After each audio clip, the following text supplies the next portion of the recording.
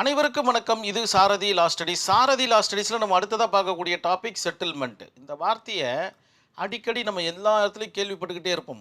அது மட்டும் இல்லாமல் நம்மளுடைய ஜுடிஷியல் கான்செப்டில் கோர்ட்டு ப்ராக்டிஸ்க்குள்ளே வரும்போது பார்த்திங்கன்னா இந்த செட்டில்மெண்ட்ற வார்த்தை அடிக்கடி நம்ம உபயோகப்படுத்திக்கிட்டே இருப்போம்.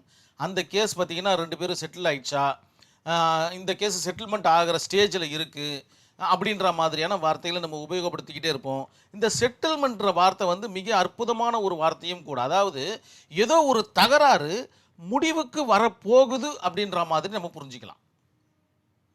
ஒரு தகராறு முடிவுக்கு வந்துச்சுன்னா இருவருக்குமே அது ஒரு மன மகிழ்ச்சியை அளிக்கும். ஃபார் எக்ஸாம்பிள், என்னுடைய இடத்த அவன் வச்சுட்டு இருக்கான் அப்படின்னும் போது அந்த தகராறு முடிவுக்கு வருது, அவன் என்னுடைய இடத்த என்கிட்ட கொடுத்துட்டான் அப்படின்றது ஒரு செட்டில்மெண்ட் இல்லையா? அந்த மாதிரியான இடத்துல மகிழ்ச்சி நிலவும். அதே தான் இந்த செட்டில்மெண்ட்ன்ற கான்செப்ட் நடக்கும்போதும் மகிழ்ச்சி நிலவும் அப்படின்ற ஒரு கான்செப்டையும் நீங்கள் எழுதுங்க. ஏன் இந்த கான்செப்டை நான் முக்கியமான ஒரு விஷயம் சொல்ல வந்தேன்னா, லேபர் லாவில் பார்த்தீங்கன்னா தொழில் தகராறுகள் சட்டம்னு ஒன்று இருக்குது, இண்டஸ்ட்ரியல் டிஸ்பியூட் ஆக்ட்னு இருக்குது. அந்த பேசிஸில் ஏதாச்சும் ஒரு கொஸ்டின் வந்துக்கிட்டே இருக்குது. எந்த கொஸ்டின் வந்தாலும் சரி, நீங்கள் செட்டில்மெண்ட்டை எழுதாமல் வெளியே வந்தீங்கன்னா உங்களுடைய பேப்பர் செட்டில்மெண்ட் ஆகாதுன்றதை நினைவில் வச்சுக்கிங்க. ஏன்னா எல்லா இடத்துலையும் பொருந்தி வரக்கூடிய ஒரு டாப்பிக்காக இந்த செட்டில்மெண்ட்டை நம்ம பார்க்குறோம். செக்ஷன் 2 சப்கிளாஸ் பி டிஃபைன் பண்ணி இதை தான் சொல்லுது. இதை பற்றி எல்லாமே உங்களுக்கு தெரிஞ்ச விஷயங்கள் தான். எதுவும் ஒன்றுமே தெரியாத விஷயத்தை பற்றி நம்ம டிஸ்கஸ் பண்ணவே இல்லை. எல்லாம் தெரிஞ்ச விஷயந்தான். எக்ஸாம் ஹாலில் எப்படி எழுதணுன்றது தான் ஒரு முக்கியமான விஷயம். அதற்காகத்தான் இந்த இடத்துல ஒரு ஃப்ளோட் சார்ட் கொடுக்கப்பட்டிருக்கு. உங்களுக்கு உண்டான வார்த்தைகள் இருந்தால் மட்டும் போதும். கண்டிப்பாக உங்களால் எக்ஸாமை நீட் அண்ட் க்ளீனாக எழுத முடியுன்ற நம்பிக்கை சாரதி லா ஸ்டடீஸுக்கு மிக நம்பிக்கையோடு இருக்குது. அதற்குண்டான வார்த்தைகளை கொடுப்பது மட்டும்தான் சாரதி லா ஸ்டடீஸோடைய மிக முக்கியமான நோக்கம். அதன் அடிப்படையில் டைப்ஸு, செட்டில்மெண்ட்டோட டைப் 2 தான். ஒன்று பார்த்திங்கன்னா ப்ரைவேட் செட்டில்மெண்ட்டு, தனியார் மூலமாக, அதாவது யாருக்கு தகராறுகள் இருக்கின்றனோ, ஏக்கும் பிக்கும் தகராறுனா 2 பேருமே பேசி ஒரு முடிவு எடுத்துக்கிறாங்க. இதற்கு பெயர் பார்த்திங்கன்னா ப்ரைவேட் செட்டில்மெண்ட்டு. இன்னொன்று பார்த்திங்கன்னா கன்சிலியேஷன் செட்டில்மெண்ட்டு. இது பார்த்திங்கன்னா 3வது நபரை ஹெல்ப்புக்கு கூப்பிட்டுக்கிறது. எங்கள் 2 பேருக்குள்ள பிரச்சனை இருக்குது, நாங்கள் பேசி பார்த்தோம், ப்ரைவேட்டாக பேசி பார்த்தோம், முடியல, தயவு செய்து நீங்கள் வந்து எனக்கு பேசி கொடுங்க. அதற்கு பெயர் தான் கன்சிலியேஷன், இல்லைன்னா அட்ஜுடிகேஷன். கன்சிலியேஷன்னா லேபர் வித்தின் த கேம்பஸ்குள்ளே இருக்கக்கூடிய கான்செப்ட், அதாவது தொழிற்சாலை கேம்பஸ்குள்ளே இருக்கக்கூடிய கான்செப்டுக்கு பேர் தான் கன்சிலியேஷன்.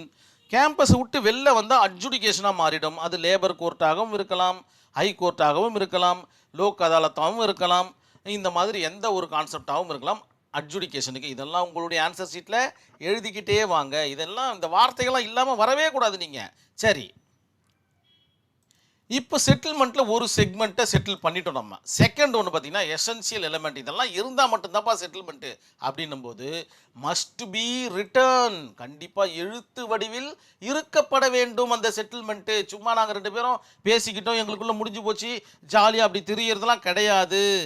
Must be written. நான் இவர்கிட்ட இதை கேட்டேன், இவர் ஒத்துக்கிட்டாரு, எங்கள் 2 பேருக்குள்ள மனப்பூர்வமான சம்மதத்தோடு இந்த பிரச்சனையை நாங்கள் முடிச்சுக்கிறோம் அப்படின்ற ஒரு செட்டில்மெண்ட்டோட எழுத்து வடிவில் இருக்க வேண்டும். இது எசென்சியல் எலிமெண்ட்டில் 1. Must sent conciliation. இந்த பிரச்சனை, இந்த எழுதப்பட்ட ஒரு வடிவத்தை கண்டிப்பாக தொழிற்சாலை கேம்பஸ்குள்ளே இருக்கிற அந்த கன்சிலியேஷனுக்கு அனுப்பி வைக்கப்பட வேண்டும். அதுக்கப்புறம் பார்த்தீங்கன்னா இந்த 2மே சேர்ந்தது ஒரு கான்ட்ராக்டாக ட்ரீட்டட் பண்ணப்படும் அப்படின்ற மாதிரி சொல்கிறாங்க. ஒரு கான்ட்ராக்ட்ன்றது லீகல் பைண்டாக இருக்கக்கூடிய விஷயம்.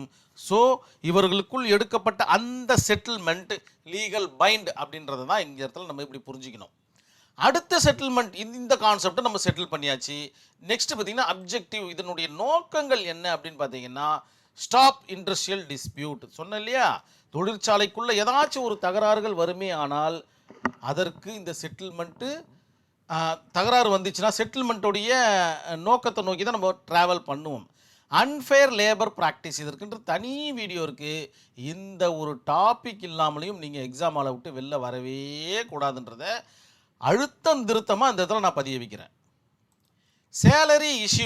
சேலரி இஷ்யூஸ் இருக்கும்போது நம்ம பேசிக்கலாம்.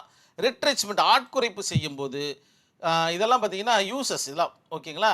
ஸ்டாப் ஸ்ட்ரைக் வந்து வராமல் தடுக்கிறதுக்காக இந்த பேச்சுவார்த்தையை நடத்தி நம்ம செட்டில்மெண்ட் பண்ணிக்கலான்றது தான் இதனுடைய மிக முக்கியமான கான்செப்ட். அது மட்டும் இல்லாமல் இந்த லேபர்னால் வரக்கூடிய எந்த ஒரு டாப்பிக்கும் கஷ்டமான டாப்பிக்கே கிடையாது. எல்லாமே உங்களுக்கு தெரிஞ்ச டாபிக் தான்.